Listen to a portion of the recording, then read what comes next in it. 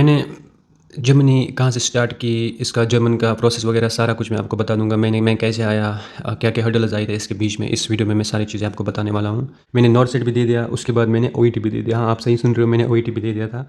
Finally मैंने decide कर ही लिया कि मैं जर्मन सीखूंगा। रीज़न उसका यही था कि एक तो अपॉर्चुनिटीज़ बहुत सारी थी नर्सेज़ के लिए यहाँ पे, ऑब्वियसली अभी भी है। पार्ट हम देखें नर्सेज़ का, जो जम्मू एंड कश्मीर से नर्सेज़ हैं वो सऊदी अरब में हैं। मैं भी वहाँ पे जा सकता था, लेकिन मैं सीख रहा था तो 5 मंथ्स मुझे टोटल लगे थे B1 को पास करने में। मैंने फाइनली यार डिसाइड किया अब मैं यहाँ पे और नहीं रुकने वाला हूँ, मेरा लॉस जा रहा है ऑब्वियसली। तो मैंने क्या किया, मैंने वो भी छोड़ दी। वो प्रोसेस किसी ऐसे एजेंट से करो जो सालों से काम कर रहा हो, उसका बैकग्राउंड जानो, उसकी रिसर्च करो, उसने कितने बच्चे 14 लॉन्ग आवर्स के बाद हम जर्मनी को। सुनने में अच्छा नहीं लग रहा होगा, इतनी कंसल्टेंसी बदली है, बट मेरे पास कोई ऑप्शंसी बहुत ज़रूरी है, खासकर इंडिया में ट्रांसपेरेंसी बहुत ज़रूरी है, क्योंकि वहाँ पे इतना गंदा हाल हो रखा है कि जो भी कंसल्टेंसीज है, मैं नहीं कहूँगा सारी, बहुत बहुत सारी टिकट थी वो बिज़नेस क्लास थी। हम बहुत खुश हुए थे हमारी बिज़नेस क्लास हैं अब इतनी। अस्सलाम वालेकुम, हाय हेलो, आई होप आप सब अच्छे से होंगे, खैरियत से होंगे। तो आज मैं फ़र्स्ट टाइम ये लॉन्ग वीडियो बना रहा हूँ अपने यूट्यूब और फेसबुक के लिए। तो सबसे पहले मैं बता दूँ, यहाँ पे अभी 10 बज रहे हैं और इंडिया इस कंट्री से 3.5 घंटे आगे हैं। दैट मीन्स कि 3.5 घंटे जर्मनी पीछे हैं।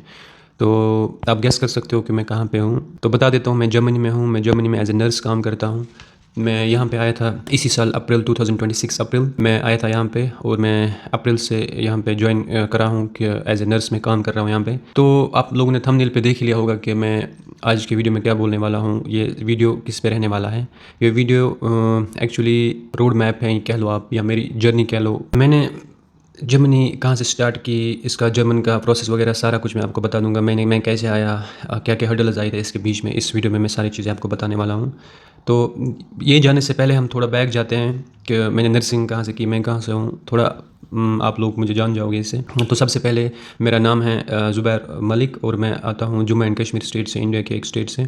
और मैं कुपवारा, एक खूबसूरत डिस्ट्रिक्ट से आता हूँ जिसका नाम कुपवारा है। ओबियसली मैंने अपनी जो नर्सिंग की जर्नी स्टार्ट की थी, मैंने की थी 2018 से, और 2022 में मैंने इसको ख़त्म किया। जब मैं 3rd ईयर या 4th ईयर में था तो सबका ये ड्रीम होता है कि हम कुछ अच्छा करें लाइफ में, अब आगे क्या करना है। तो अब मैं भी वही सोच रहा था कि जब मैं 3rd ईयर में या 4th ईयर में था कि आगे क्या करना है। अब तो नर्सिंग ख़त्म होने वाली है, अब एग्ज़ाम्स भी ऑलमोस्ट हो गए हैं, अब क्या आगे करना है। तो जब जैसे आप लोगों का होता है कि हाँ एमएससी करेंगे, वो करेंगे, ये करेंगे, अब्रॉड जाएंगे, नॉर्थ सेट देंगे, वैसे ही मेरा था कि मैंने यही सोचा था कि मैं नर्सिंग के बाद एमएससी करता हूँ। लेकिन एमएससी के लिए यही है कि 1 साल हमें एक एक्सपीरियंस दिखानी होती है, चाहे वो क्लिनिकल हो या चाहे वो टीचिंग की हो, 1 साल हमें दिखानी होती है। लेकिन हुआ क्या, जब मैं नर्सिंग वगैरह ख़त्म कर ली 2023 में, मेरे सारे डॉक्यूमेंट्स रेडी होके आए थे, जिसमें रजिस्ट्रेशन होता है या डिग्री होती है, मार्क्स कार्ड्स होते हैं, वो सारे आए थे।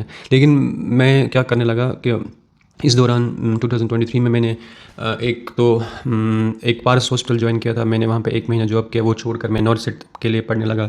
नॉर्थ सेट मैंने भी दे दिया 2023 में, उसमें ऑब्वियसली पास नहीं हुआ मैं।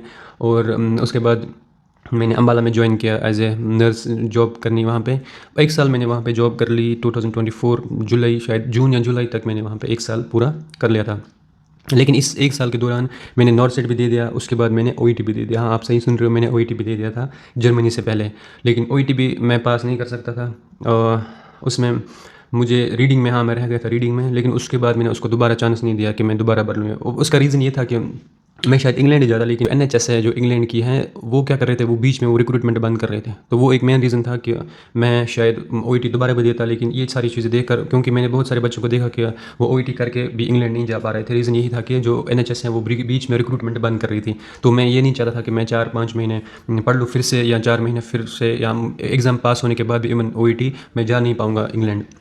तो मैंने ये कैंसिल कर दिया कि मैंने नेक्स्ट चांस नहीं दिया खुद को कि मैं फिर से कर लूँ। उसमें ऑब्वियसली फ़ी भी ज़्यादा होती है, ओईटी का जो फ़ी भरते हो आप। और मैंने पहले में भरा था ऑलमोस्ट 42 अराउंड, हाँ इतना। तो हुआ क्या, उसके बाद जब मैंने 2024 में हाँ ख़त्म किया, ये अपनी 1 साल जॉब कंप्लीट कर ली मैंने अम्बाला में। उसके बाद ओईटी में पहले दे चुका था, और सेकंड के मैं हाँ नॉर्थ साइड भी एक चांस दे चुका था, एक चांस दोनों में। अब तीसरा क्या था, अब यही मैं सोच रहा था मैं क्या करूँ क्या नहीं करूँ। अब इसी उलझन में मैंने डिसाइड किया कि मैं अब जर्मन सीखता हूँ। ऑब्वियसली इट वाज हार्ड कि मैं ये डिसीजन कर लूँ, क्योंकि देखो जर्मनी क्या है कि जर्मन जो सीखनी पड़ती है, ये टोटली एक न्यू लैंग्वेज है, सबको पता है। इसमें जाना पहले बहुत सोचना पड़ता है कि क्या इसमें जाए नहीं जाए, कितनी हार्ड होगी, फिर वहाँ पे काम करना, जर्मनी में जाके कैसा होगा, वहाँ का माहौल कैसा होगा, कैसा क्या करेंगे। कुछ ज़्यादा नॉलेज नहीं थी। मेरा दोस्त था, उसने पहले से ही वो था यहाँ पे जर्मनी में, वो मतलब उन्हीं दिनों आया था जब मैंने स्टार्ट कर ली थी। फाइनली मैंने डिसाइड कर लिया कि मैं जर्मन सीखूँगा। रीज़न उसका यही था कि एक तो अपॉर्चुनिटीज़ बहुत सारी थी नर्सेज़ के लिए यहाँ पे, ओबियसली अभी भी हैं, और अपॉर्चुनिटीज़ के साथ साथ बहुत सारे बेनिफिट्स भी हैं। मैं आपको बताऊं कि जैसे सिटीजनशिप मिलती है यहाँ पे, और मैंने सऊदी क्यों नहीं किया अप्लाई, मतलब ऑलमोस्ट अगर मेजर पार्ट हम देखें नर्सेज़ का, जो जम्मू एंड कश्मीर से नर्सेज़ हैं वो सऊदी अरब में हैं। मैं भी वहाँ पे जा सकता था, लेकिन मैं क्यों नहीं गया। एक तो मैंने बीच में ट्राई किया था जब मेरा ये ओईटी के बाद, तो उसमें वो एक तो प्रोमेट्रिक मांग ओबियसली करना होता है, और दूसरा ये कि जो इसके एजेंट्स हैं, मतलब मोस्टली मैं कश्मीर में बता दूं, मतलब वो ये क्या है कि वो कोई ऑथेंटिक नहीं है, ऑथेंटिक नहीं है। उन बहुत सारे बच्चों के साथ क्या हुआ था, फ्रॉड हुआ है, और कभी किसी को 1 साल 1.5 साल वेट करा रहे थे वो, उसके बाद भी कुछ नहीं हो रहा था। तो मैं सोच रहा था यार, एक तो सऊदी में उतने बेनिफिट्स नहीं हैं, और उसके बावजूद ये सारी चीज़ें यहीं पे देखनी पड़ती है हमें, तो फिर क्या ही फ़ायदा है। इससे अच्छा है कि मैं किसी किसी यूरोप कंट्री में जाऊँ, और या ऑस्ट्रेलिया या यूएसए, वहाँ भी मैं सोच रहा था। लेकिन फाइनली आई डिसाइडेड कि चलो मैं जर्मन करता हूँ। इसके बेनिफिट्स है, सिटीजनशिप बेनिफिट्स है, सैलरी बहुत अच्छी है, वर्क लाइफ बैलेंस है, और लोग अभी इंडियंस कम भी है यहाँ पे, थोड़ा ग्रोथ अच्छी है, करियर ग्रोथ, वाइटर बिल्डिंग मतलब कि आप फर्दर एजुकेशन किसी में कर सकते हो, तो अच्छा स्कोप है। अगर आप यहाँ फिर फर्दर के चाहते हो, मैं फैमिली के साथ यहाँ रहूँ लंबे समय तक, यू कैन। सो ये सारी चीज़ें थी। तो फाइनली आई डिसाइडेड कि मैंने अब जर्मन सीखनी है। मैं 2024 में आया, मैं गुड़गांव, मैंने वहाँ से स्टार्ट कर लिया अपनी जर्नी। अगस्त से स्टार्ट की थी मैंने, मैं अब जर्मन सीख रहा हूँ। मैंने 5th मंथ में जब मैं सीख रहा था, तो 5 मंथ्स मुझे टोटल लगे थे B1 को पास करने में। उसके बाद अब मेरा क्या होना था, 5th मंथ के बाद मुझे प्रोसेस होनी थी मेरी जर्मनी के लिए।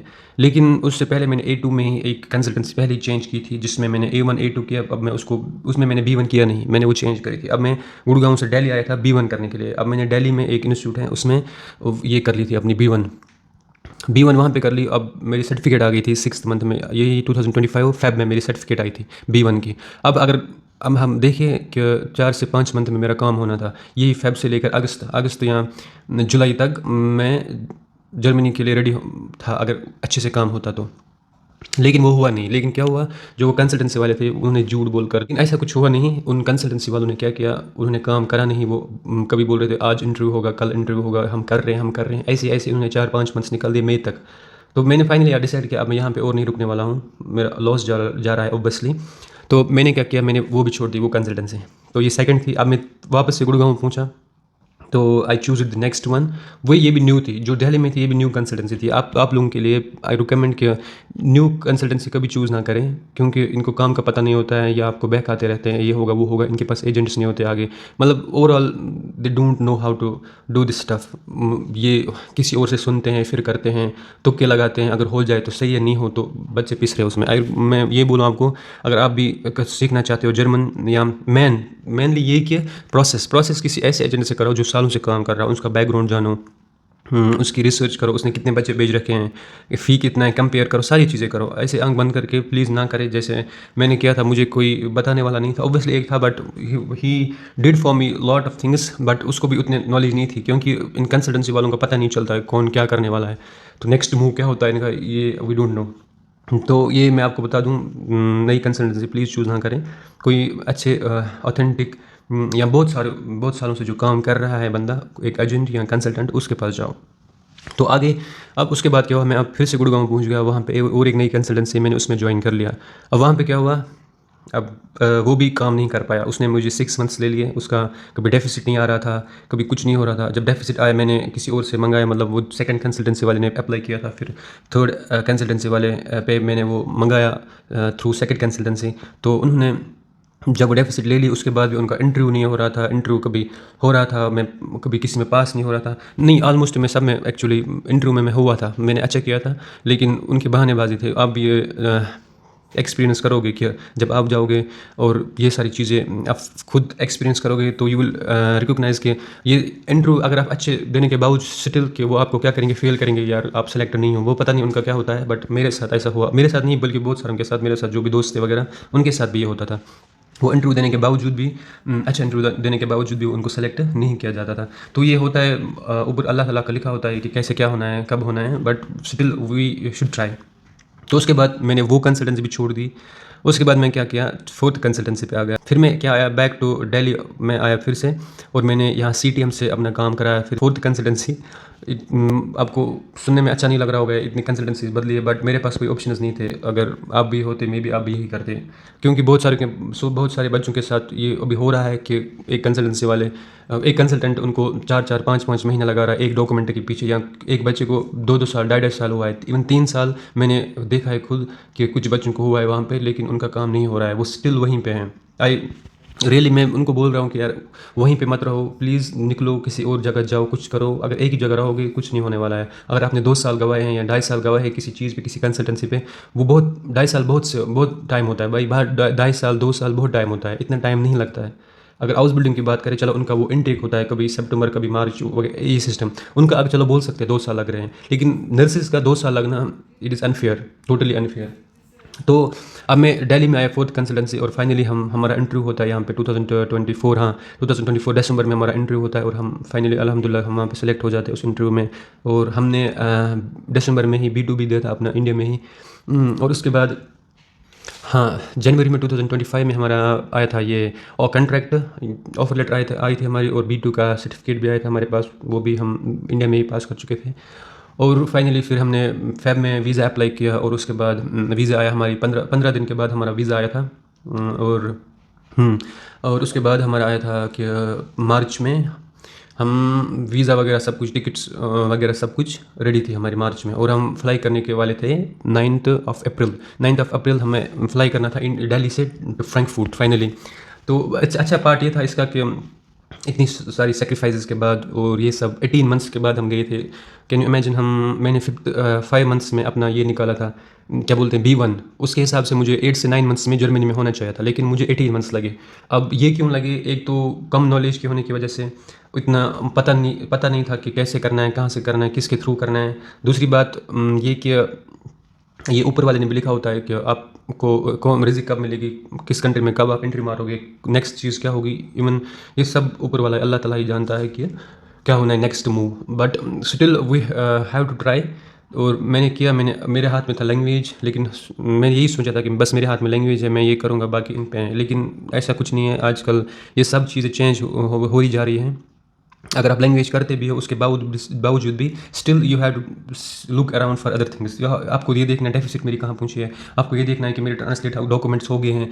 स्टिल ये मत देखो कि आपको कोई बंदा बोल रहा है कि हाँ हो गया है। ट्रांसपेरेंसी बहुत ज़रूरी है, खासकर इंडिया में ट्रांसपेरेंसी बहुत ज़रूरी है, क्योंकि वहाँ पे इतना गंदा हाल हो रखा है कि जो भी कंसल्टेंसीज है, मैं नहीं कहूँगा सारी, बहुत सारे अच्छा काम भी कर रहे हैं, बट हम अब ट्रस्ट किसी पे नहीं कर सकते हैं। अगर आप प्रोसेस करा रहे हो, अगर आप आना चाहते हो, तो जिसके पास भी आप जाओ, ट्रांसपेरेंसी बहुत ज़रूरी है। अगर आपको कोई बोल रहा है 1 महीने में ये डॉक्यूमेंट आने वाला है, ठीक है हम 1 मंथ वेट करते हैं। 1 मंथ वेट करने के बाद अगर वो 2 मंथ में भी नहीं आ रहा है, 3 मंथ्स में भी नहीं आ रहा है, फिर कुछ तो फिर प्रॉब्लम है वहाँ पे, है ना। अगर वहाँ पे भी फिर ट्रांसपेरेंसी नहीं है, तो फिर तो कुछ गड़बड़ है भाई, वो फिर आपको देखनी होगी। तो अच्छा यही है, उसके पास जाओ जो कहे सारी चीज़ें हम आपको ऑन टेबल दिखाएंगे। अगर आपको सेंड नहीं करे वो, लेकिन सामने से तो दिखा सकता है। अगर आप फोटो नहीं उसको खींच सकते हो, आपको वो दिखा सकते हैं, ये बहुत ज़रूरी है। अगर जो बंदा आपको ये बोल रहा है कि हाँ हम ये कर सकते हैं, उसके पास मैं बोलूँगा जाओ। और वो कंसल्टेंसी बहुत पहले से जो काम करते हैं उनके पास जाओ, जो बच्चे भेज रहे हैं, जिनका काम अच्छा है, फ्लो अच्छा है, उनके पास जाओ। तो हाँ, अब हमारी टिकट वगैरह आई थी, तो ये सब सेक्रीफाइस 18 मंथ्स के बाद, तो फाइनली हमें एक अच्छी खबर ये थी कि एक तो हम जा रहे थे, और 9 अप्रैल को, और सेकंड ये कि जो हमारी टिकट थी वो बिज़नेस क्लास थी। हम बहुत खुश हुए थे, हमारी बिज़नेस क्लास है अब। इतना सब कुछ होने के बाद चलो एक तो अच्छी बात है, बिज़नेस क्लास में जाएंगे। एक तो उसमें वेट भी ज़्यादा लो होता है, और उसके लिए आपको पे नहीं करना पड़ता एक्स्ट्रा, और बिज़नेस क्लास में जा रहे हो, उससे अलावा क्या। बिज़नेस क्लास में हम पहली बार ट्रैवल कर रहे थे, मैं और बिलाल भी दोनों, तो हमें बहुत अच्छा लगा फिर वो सारे एक्सपीरियंस करके। तो फाइनली हम 14 लॉन्ग आवर्स के बाद हम जर्मनी पहुँचे थे। हमारा ले ओवर था अबू धाबी में, और हम 14 आवर्स के बाद पहुँचे थे फिर यहाँ पे फ्रैंकफर्ट से हमें एक आया था बंदा जो हमें पिक करने आया था, और उसने ऑब्वियसली हमें यहाँ पे ड्रॉप किया था, जो हमें हाँ जहाँ पे हमारा हॉस्पिटल है और जहाँ पे हमारा वॉनुक है, मतलब अपार्टमेंट वगैरह रहने की जगह है। तो हम एक्चुअली 5 थे, हम इंडिया से 5 आ रहे थे एक साथ, लेकिन जो बाकी 3 हैं वो किसी और जगह उनको ड्रॉप किया, उनका एक अलग जगह ये हॉस्पिटल वगैरह है। लेकिन हमारा यहाँ पे था हम दोनों का, और यहाँ पे कोई इंडियन नहीं है इस हॉस्पिटल में, बस हम 2 हैं इंडिया कश्मीर से, और कोई नहीं है। तो सबसे पहले जब हम आए थे यहाँ पे, ये बता दूँ मैं क्या क्या चीज़ें होती है। सबसे पहले ये है कि इंटरनेट मेन है। जब आप घर से निकलते हो किसी नई कंट्री में, तो इट इज़ इम्पॉर्टेंट है कि आप घर वालों से कांटेक्ट में रहो। अगर आप बिज़नेस क्लास में ट्रैवल करते हो, वहाँ पे आपको इंटरनेट मिल जाता है, तो वहाँ पे आपको वाईफाई दिया जाता है, लेकिन उसके लिए आपको पे करना है। अगर आप पहले से भी कर सकते हो, आप उसके लिए प्री प्लान कर सकते हो, या आप वहाँ पे भी कर सकते हो ड्यूरिंग जब फ्लाई करते हो आप, तब भी कर सकते हो। अगर आप वो भी नहीं कर सकते हो, अगर आप जब एयरपोर्ट आप लैंड करते हो या अबू धाबी में जब आपको ले ओवर होता है, ले ओवर टाइम, वहाँ पे भी आप इंटरनेट यूज़ कर सकते हो। वहाँ पे एयरपोर्ट अपना आपको दे देता है ये इंटरनेट यूज़ करना। वाईफाई मेरा तो ऑटोमेटिकली कनेक्ट हो जाता था फ़ोन के साथ, उसके लिए कोई पासवर्ड वगैरह यूज़ नहीं करना होता है, वो ऑटोमेटिकली कनेक्ट हो जाता है। पता नहीं मेरा हुआ था, हम सबका हुआ था जो भी हम थे ग्रुप में। आप लोगों का किसी का ना हो वो मुझे नहीं पता वो कैसे क्या करना है, लेकिन हमारा ऑटोमेटिकली हुआ था। उसके बाद आप घर वालों से वहाँ से बात कर सकते हो। अगर आप जब हम फ्रैंकफर्ट पे यहाँ सुबह लैंड हुए थे, तो हमने तब घर वालों से बात की थी। फ्रैंकफर्ट जो एयरपोर्ट है, हम वहाँ पे वेट कर रहे थे इसका लगेज वगैरह का, तब तक हमने घर वालों से बात कर रही थी। सेकंड क्या है कि आपको सिम कार्ड देखना है। अगर आपको यहाँ पे वुनुंग में, हमारा यहाँ पे वुनुंग में ये था कि वाईफाई था अवेलेबल, लेकिन कहीं नहीं होता है। लेकिन सबसे पहले उसको क्या करना है, आपको सिम निकालो, सिम कार्ड कोई भी निकाल सकते हो, वोडाफोन, O2 जो भी निकालो आप, कोई भी निकाल सकते हो। और ये सारी चीज़ें आपको, ये जो हॉस्पिटल, जिस भी हॉस्पिटल में आप जाओगे वो आपको दिखाते हैं ये क्या कौन सी चीज़ें कहाँ से ले सकते हो आप, क्योंकि हमें पता नहीं होता है मार्केट कहाँ है, ये सब चीज़ें कैसे जाना है, कितना दूर है। तो उसकी टेंशन मत लो, ये सब जगह आपको एस्कॉर्ट करेंगे, साथ आएंगे, हेल्प करेंगे, तो उसकी टेंशन नहीं लेनी है। उसके बाद क्या है, सेकंड की यहाँ पे सिटी रजिस्ट्रेशन बहुत ज़रूरी है। सिटी रजिस्ट्रेशन से पहले बैंक अकाउंट होना चाहिए, ज़रूरी है। बैंक अकाउंट आप ओपन करना है आपको, उसके बाद सिटी रजिस्ट्रेशन होगी।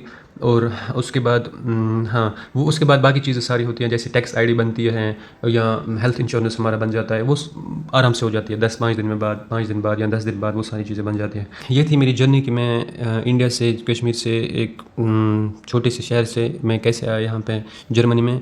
तो मैं ये बता दूँ कि वर्थ इट है, मुझे तो बहुत अच्छा लगा। बहुत सारी अच्छी फैसिलिटीज़ हैं, ओबियसली डिफ़िकल्टीज़ भी हैं, बट वर्थ इट हैं। जो नर्सेज इंडिया में रह के कमा रहे हो आप, वो तो आप यहाँ पे 1 महीने में, वहाँ के 10 महीने, यहाँ का 1-2 महीने लगा लो आप, ऐसा है। तो मैं कहूँगा अगर आप भी प्लान कर रहे हो, प्लीज़ कहीं भी जाओ, लेकिन जाओ अगर कंट्री से, लेकिन बाहर निकलो। तो ये थी मेरी जर्नी। मैं जर्मनी कैसे पहुंचा, मैंने कौन कौन से रास्ते चुने, मैंने B2 B1 वगैरह ये कैसे किया। तो आप, आई होप कि आप लोगों को अच्छा लगा होगा सारा कुछ। लेकिन अगर आप भी प्लान कर रहे हो कि हम जर्मनी जाएंगे, मैं नर्सिस के लिए खास करके रहा हूँ, आप बहुत अच्छा ऑप्शन है, प्लीज़ आ जाओ। अगर जर्मनी नहीं आना है, कहीं और जाओ, सऊदी चले जाओ, कनाडा, ऑस्ट्रेलिया, US से चले जाओ, लेकिन कहीं चले जाओ, नर्सिस के लिए बहुत अच्छा स्कोप है और सब जगह अपॉर्चुनिटीज़ है नर्सिस के लिए। तो अगर नर्सिंग करके भी आप घर में बैठे हो, तो मैं कहूँगा यार, इससे बुरी चीज़ क्या ही हो सकती है।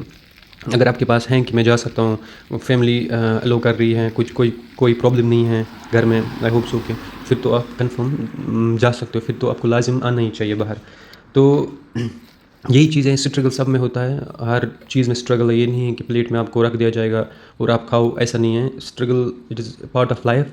यहाँ आने के बाद भी इवन यहाँ पे कुछ आसान नहीं है, यहाँ पे हर दिन आपको स्ट्रगल करना पड़ता है। 4 बजे 4:30 उठना, ड्यूटी जाना। फिर और एक एग्ज़ाम यहाँ पे, हाँ वो भी बता दूँ मैं, कि जो NRKN होता है यहाँ पे, कंटिन्यूस प्रूफिंग का एग्ज़ाम, जो घर में हम देते हैं लैंग्वेज, वो लैंग्वेज टेस्ट होता है। और हम जब यहाँ आते हैं, यहाँ और एक टेस्ट होता है जिसको NRKN कहते हैं, यहाँ कंटिन्यूस प्रूफिंग कहते हैं। कंटिन्यूस प्रूफिंग के लिए आपको 2 चांस मिलते हैं यहाँ पे, 2 बारी में आपको करना होता है वो। अगर आप 2 बारी में नहीं कर पाते हो, तो फिर उसके लिए कुछ कंसिक्वेंसेस होते हैं क्या, या तो मे बी आपको जो बंडसलैंड है वो चेंज करना पड़ता है, किसी और स्टेट में जाना पड़ता है, या एज ए फ्लीग क्राफ्ट मतलब असिस्टेंट नर्स ही रहना पड़ता है। अभी हम फिलहाल असिस्टेंट नर्स से, हमारा NRKN चल रहा है। आई होप सो कि अच्छा सब कुछ जाए। हमारा एग्ज़ाम्स भी आने वाले हैं, अभी तो नहीं है, बट 3-4 मंथ्स के बाद हमारा KP का एग्ज़ाम होगा। हर दिन अलग स्ट्रगल होता है, बाहर कैसे जाना है, मार्केट जाना है, फिर खाना बनाना है, फिर सुबह फिर से उठना है जल्दी 4, 4:30, 5 बजे मॉर्निंग शिफ्ट के लिए। उसके बाद लैंग्वेज की अलग बसड़ है कि कैसे बोले, बात कैसे करें। ओबियसली जितनी भी लैंग्वेज सीख लो आप, बट स्टिल वो फ्लुएंसी अभी पहले इतनी नहीं आती हैं, टाइम लगता है उस फ्लुएंसी में। तो अभी स्ट्रगलिंग ही होता है पीरियड सबका। 1 साल तो होता ही होता है, 1 साल तो लगता ही है सेटल होने में, कहीं भी जाओ आप। तो अगर आप भी प्लान कर रहे हो जर्मनी आने का, आप जानना चाहते हो जर्मनी के बारे में, तो इस पेज को फॉलो कर लो। इस पे मैं इंशाल्लाह रहमान आगे से भी डाला करूँगा, जब मुझे टाइम मिलेगा, वीडियोस कंटिन्यूस प्रूफिंग के बारे में, कैसा मैंने किया, फिर आप कैसे कर सकते हो। डेली जो हसल है, कैसे हम इसको बाईपास कर सकते हैं। के लिए इतना ही, मिलते हैं किसी और नए वीडियो में। आई होप कि ये वीडियो आपको अच्छा लगा होगा, आपके लिए हेल्पफुल है रहेगा ये। और बस आज के लिए इतना ही, तो फिर दीजिए इजाज़त। बाय, अस्सलाम वालेकुम।